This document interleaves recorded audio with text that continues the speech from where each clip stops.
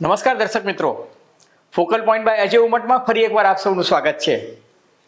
ઉત્તરાખંડ બાદ હવે ગુજરાતમાં યુનિફોર્મ સિવિલ કોડ એટલે કે સમાન નાગરિક સંહિતા લાવવાની જાહેરાત ગુજરાતના મુખ્યમંત્રી ભૂપેન્દ્રભાઈ પટેલે મંગળવારે બપોરે 12 વાગે કરી દીધી છે અને કમિટીની જાહેરાત કરતાં એમણે કહ્યું છે કે આ કમિટી 45 દિવસમાં પોતાનો રિપોર્ટ આપશે. હવે ટાઈમિંગ જે છે એ શા માટે મહત્વનું છે? એકાએક ગુજરાતના મુખ્યમંત્રી ભૂપેન્દ્રભાઈ પટેલે આજે જ 4 ફેબ્રુઆરીએ એની જાહેરાત શા માટે કરી? શું ગુજરાતમાં પંચાયતોની ચૂંટણી છે, દિલ્હીમાં વિધાનસભાની ચૂંટણી 5મી ફેબ્રુઆરીએ થવાની છે, સંસદનું સત્ર ચાલે છે કે પછી બીજા કોઈ ઇસ્યુઝ છે? આ એક સૌથી મહત્વની વાત છે. બીજું કે ભારતીય જનતા પાર્ટી શું પોતાનો હિન્દુત્વનો એજન્ડા નો આખરી પડાવ પર પહોંચી ચૂકી છે? કારણ કે ભારતીય જનતા પાર્ટીએ જમ્મુ અને કાશ્મીરમાં 370મી કલમ રદ કરી દીધી છે, 35A કલમ જે છે એ રદ કરી નાખી છે, ટ્રિપલ તલાકનો કાયદો બનાવી દીધો છે, અયોધ્યામાં ભવ્ય રામ મંદિરનું નિર્માણ કરી નાખ્યું છે, વકફ બોર્ડ જે છે એનું બિલ જેપીસી એટલે કે જોઈન્ટ પાર્લામેન્ટરી કમિટી સંયુક્ત સંસદીય સમિતિમાંથી પસાર થઈને હવે સંસદના મેજ પર આવી ચૂક્યું છે અને કુંભ મેળાનું શાનદાર આયોજન થઈ રહ્યું છે. ત્યારે ઉત્તરાખંડમાં સમાન નાગરિક સંહિતાનું અમલીકરણ કર્યા બાદ શું ભારતીય જનતા પાર્ટીની પોલિટિકલ લેબોરેટરી એટલે કે રાજકીય લેબોરેટરી ગણાતા ગુજરાતમાં આ કાયદો પસાર થશે અને ત્યારબાદ મહારાષ્ટ્ર, રાજસ્થાન, છત્તીસગઢ, મધ્યપ્રદેશ અને છેલ્લે ઉત્તર પ્રદેશમાં પણ આ કાયદો લાવવામાં આવશે? અને બીજું કે ભાજપ શાસિત રાજ્યોમાં તો આ કાયદો લાવવાની વાત થઈ જ ગઈ છે, પરંતુ ભારતીય જનતા પાર્ટીએ આની જાહેરાત પોતાના 1998ના લોકસભાની ચૂંટણીના ઢંઢેરામાં પણ કરી હતી, 2019 લોકસભા ચૂંટણીના ઢંઢેરામાં પણ કરી હતી, 2024 લોકસભા ચૂંટણીના ઢંઢેરામાં પણ કરી હતી અને ગુજરાત વિધાનસભા, હિમાચલ પ્રદેશ વિધાનસભા અને ઉત્તરાખંડની વિધાનસભાની ચૂંટણીઓ વખતે પણ પોતાના ચૂંટણી ઢંઢેરામાં આની વાત કરી હતી. એટલે આ કોઈ નવી વાત નથી. ભારતીય જનતા પાર્ટી પોતાનો એજન્ડા પૂરો કરી રહી છે, પરંતુ મુસ્લિમ સમાજ એનો વિરોધ શા માટે કરી રહ્યો છે? મુસ્લિમ સમાજને શું દહેશત છે કે એમની કઈ કઈ પ્રથા જે છે એની પર નાબૂદી થશે અથવા તો નવા કાયદામાં શું આવશે? એવી કઈ વસ્તુ છે જેનાથી મુસ્લિમ સમાજ દહેશત અનુભવી રહ્યો છે? અને આદિવાસી સમાજના કેટલાક નેતાઓ આજે ટીવી ચેનલોમાં એનો વિરોધ કરી રહ્યા છે, પરંતુ હકીકત એ છે કે આદિવાસી સમાજને આમાંથી મુક્ત રાખવાની વાત છે. તો આ તમામ મુદ્દે આજે ચર્ચા કરીશું ફોકલ પોઈન્ટ બાય અજય ઉમટમાં. પરંતુ એ પહેલાં મારી આપ સૌને નમ્ર વિનંતી છે કે જો તમને ફોકલ પોઈન્ટ બાય અજય ઉમટનો આ એપિસોડ ગમે તો મહેરબાની કરીને લાઇક કરજો, શેર કરજો, સબસ્ક્રાઈબ કરજો અને હા, પેલું બેલ આઇકોનનું બટન વિના મૂલ્ય દબાવવાનું ભૂલતા નહીં, જેથી તમને અમારા નવા એપિસોડ્સના નોટિફિકેશન્સ મળતા રહે. તો ધન્યવાદ.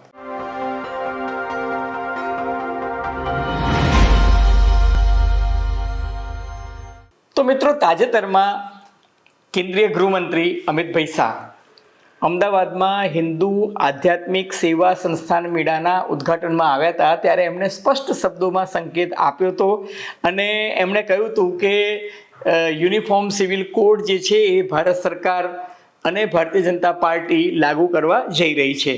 તમે એવું ચોક્કસ કહી શકો કે આ સોફ્ટ હિન્દુત્વની દિશામાં એક નક્કર કદમ છે, અથવા તો સંઘ પરિવાર એટલે કે રાષ્ટ્રીય સ્વયંસેવક સંઘ જે છે એની શતાબ્દી મનાવી રહ્યું છે. ત્યારે શતાબ્દી નિમિત્તે એવું કહી શકશે કે ગર્વ સે કહો અબ હમ હિન્દુ હૈ, કારણ કે હિન્દુત્વના તમામ એજન્ડા જે છે એ ઓલમોસ્ટ પૂરા થઈ રહ્યા છે. વિશ્વ હિન્દુ પરિષદ પણ આને ટેકો આપી રહ્યું છે, પરંતુ સામા પક્ષે એવું પણ કહેવાય છે કે ભાઈ આટલી બધી ઉતાવળ શા માટે? તો એવું કહે છે કે ભાઈ દિલ્હીમાં વિધાનસભાની ચૂંટણી આવી રહી છે, 5મી ફેબ્રુઆરીએ જ છે, ગુજરાતમાં પંચાયતોની ચૂંટણી છે, સંસદનું સત્ર ચાલી રહ્યું છે અને કોંગ્રેસ જે છે એવો આક્ષેપ કરી રહ્યું છે કે ભાઈ બેરોજગારીનો મુદ્દો મહત્વનો છે, મોંઘવારીનો મુદ્દો વધારે મહત્વનો છે, ગરીબીનો મુદ્દો મહત્વનો છે, આર્થિક અસમાનતા દેશમાં વખરી રહી છે, કિસાનોના પ્રશ્નો છે. ત્યારે દેશનું ધ્યાન ભટકાવવા માટે ભારતીય જનતા પાર્ટી જે છે એ આ પ્રકારના પ્રયત્ન કરે છે અને મુસ્લિમો આક્ષેપ કરી રહ્યા છે કે ભાઈ આ જે સમિતિ બની છે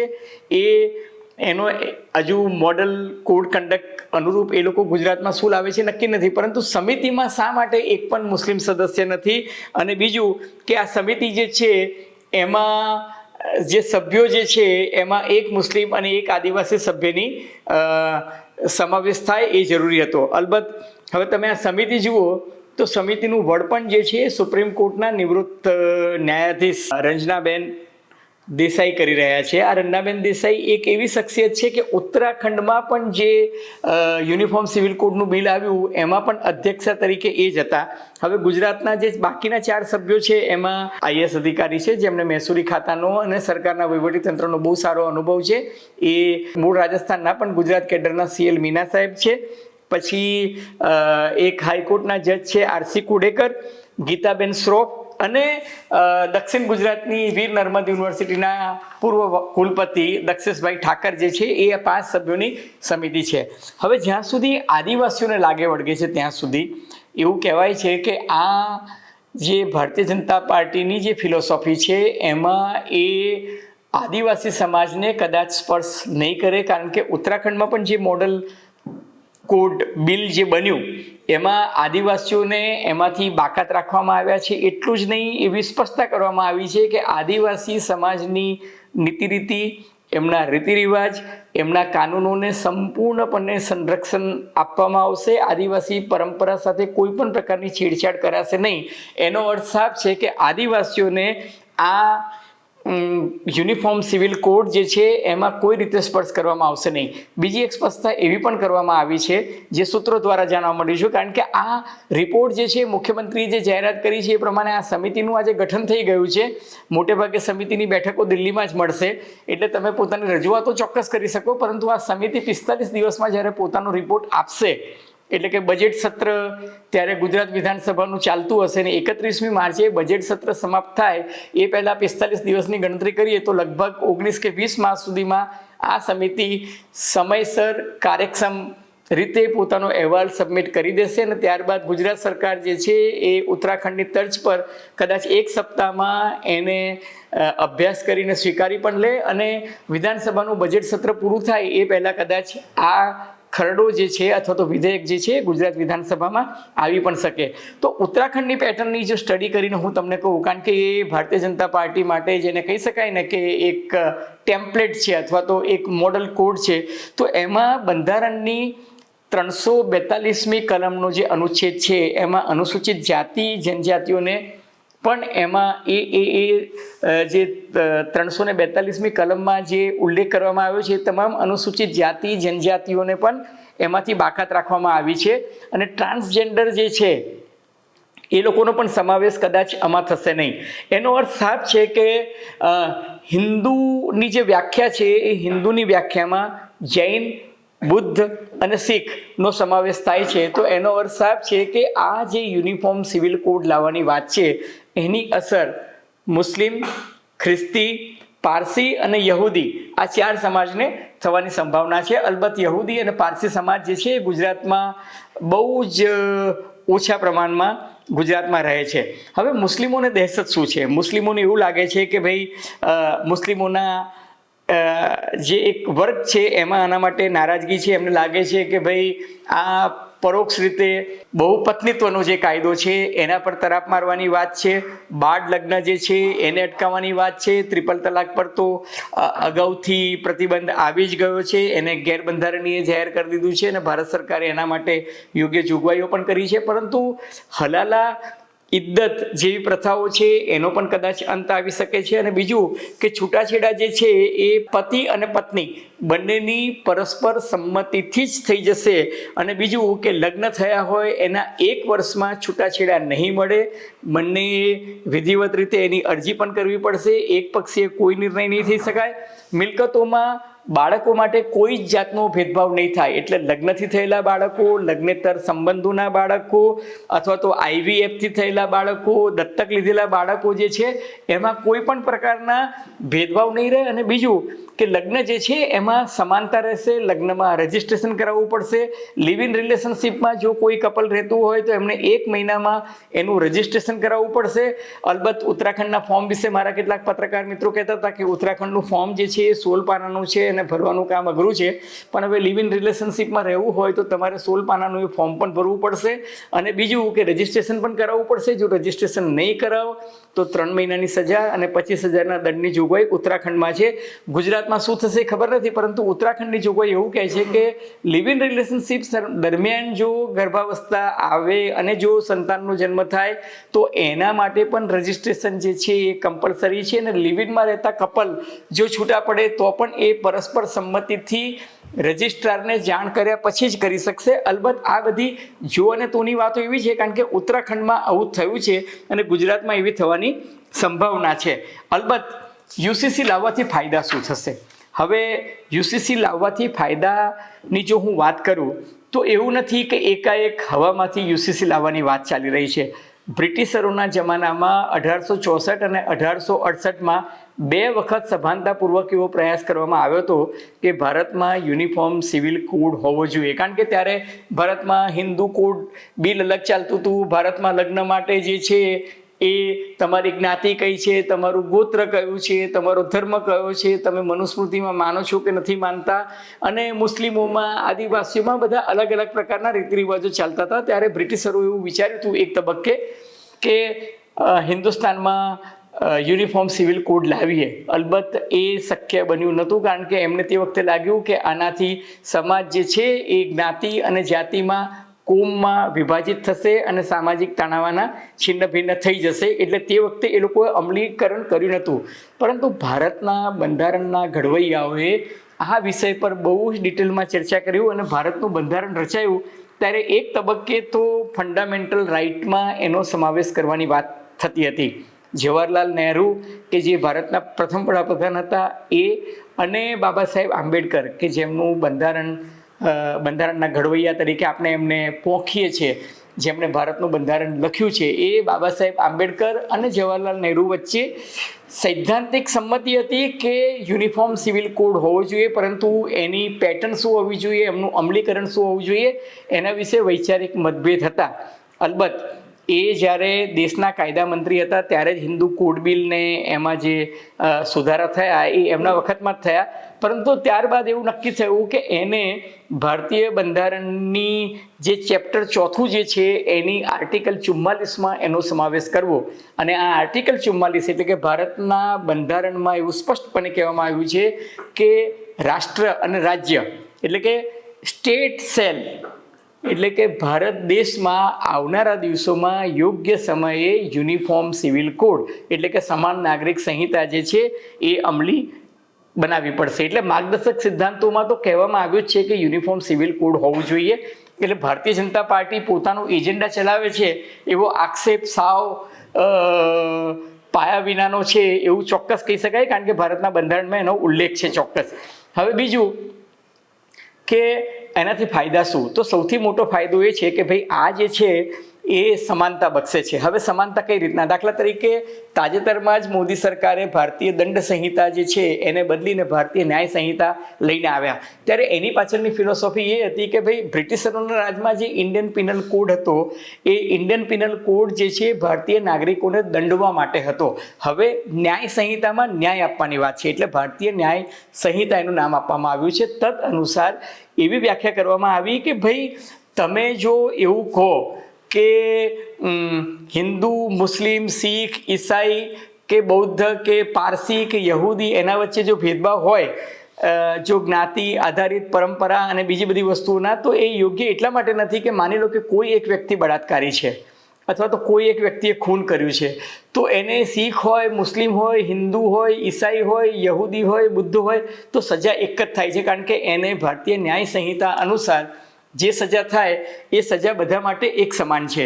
તો જો ભારતીય ન્યાય સંહિતામાં બધા માટે સજા સમાન હોય તો પછી લગ્નનો કાયદો હોય, કોઈ બાળકને દત્તક લેવાનો કાયદો હોય, કોઈ સ્ત્રીને છૂટાછેડા આપવાનો કાયદો હોય, અથવા તો ભરણ પોષણનો કાયદો હોય, અથવા તો મા બાપની મિલકતમાં બહેન અને ભાઈને અથવા તો સ્ત્રી અને પુરુષને સમાન સંપત્તિ મેળવવાનો અધિકાર હોય તો એમાં પછી ભેદભાવ શા માટે હોવો જોઈએ મુસ્લિમ અને હિન્દુ વચ્ચે? આ બેસિક ફિલોસોફી પર ભારતીય જનતા પાર્ટીએ આર્ગ્યુમેન્ટ કરી અને એમણે એવું કહ્યું કે ભાઈ રાષ્ટ્રીય એકતા માટે પણ આ વસ્તુ જે છે ઉપયોગી છે, એનાથી રાષ્ટ્રીય એકતા પણ આવશે અને ભારતનું જે સેક્યુલર ભારત એટલે કે ધર્મનિરપેક્ષ ભારત જે છે એ વિચારસરણી જે છે એને ઉત્તેજન મળશે. અને બીજું કે લીગલ સિસ્ટમ જે છે એના માટે આ બહુ સરળ રહેશે, કારણ કે કાયદામાં સૌ સમાન છે અને સૌને સમાન ન્યાયનો અધિકાર છે. અને સૌથી મહત્વની વાત કે સ્ત્રી સશક્તિકરણ, દાખલા તરીકે અત્યાર સુધી જે પ્રણાલી હતી કે ભાઈ મુસ્લિમ મહિલાને તલાક કહીને તમે એમ કે એને છૂટાછેડા આપી શકો, તો હવે સ્ત્રીઓ જે છે એમને સમાનતાનો અધિકાર મળશે. ખાસ કરીને લઘુમતી સમાજ જેની આપણે વાત કરી રહ્યા છીએ યુનિફોર્મ સિવિલ કોડમાં. હવે સુપ્રીમ કોર્ટની જો હું વાત કરું તો 1985માં સુપ્રીમ કોર્ટમાં સાહબાનો કેસ જે આવ્યો હતો એ CRPC 125 હેઠળ આવ્યો હતો અને એ કેસમાં સુપ્રીમ કોર્ટે કહ્યું હતું કે ભાઈ એક દેશમાં એક કાનૂન હોવો જોઈએ અને ત્યારે એમણે યુનિફોર્મ સિવિલ કોડની વાત કરી હતી. અલબત્ત તત્કાલીન કોંગ્રેસની રાજીવ ગાંધીની સરકારે એને સંસદમાં એને ઉલટ કરી નાખ્યો હતો, કાયદામાં બદલી નાખ્યો હતો. પરંતુ ત્યારબાદ સુપ્રીમ કોર્ટના જે લેન્ડમાર્ક જેને સીમા ચિહ્નરૂપી જજમેન્ટ કહી શકાય, તો એવા જજમેન્ટમાં સરલા મુદગલનો કેસ જે છે 1995નો કેસ છે. હવે સરલા મુદગલનો કેસ જે છે 1995ના કેસમાં એવું થયું હતું કે સરલા મુદગલે ધર્માંતરણ કરીને મુસ્લિમ મહિલા બની અને બહુપત્નીત્વ તરીકે પોતાની જાતને સમર્પિત કરી હતી. અને પછી જ્યારે છૂટાછેડાનો કેસ આવ્યો ત્યારે સુપ્રીમ કોર્ટે નોંધ્યું હતું કે ભાઈ આ કાયદાની જે આ જે મુસ્લિમ પર્સનલ લો છે એનો દુરુપયોગ થતો દેખાય છે અને એ ન થવું જોઈએ. એ જ રીતના જ્હોન વેલેન્ટનના કેસમાં, સાયરા બાનોના કેસમાં તો સુપ્રીમ કોર્ટે સ્પષ્ટ શબ્દોમાં સોય ઝાટકીને કહી દીધું કે ભાઈ ટ્રિપલ તલાકની જે જોગવાઈ છે એ ગેરબંધારણીય છે. અને ત્યારબાદ ભારતમાં ભાજપ સરકાર પણ જે છે એ આ કાયદો લઈને આવી છે અને અત્યારે ટ્રિપલ તલાક જે છે એ ગેરબંધારણીય થઈ ગયું છે.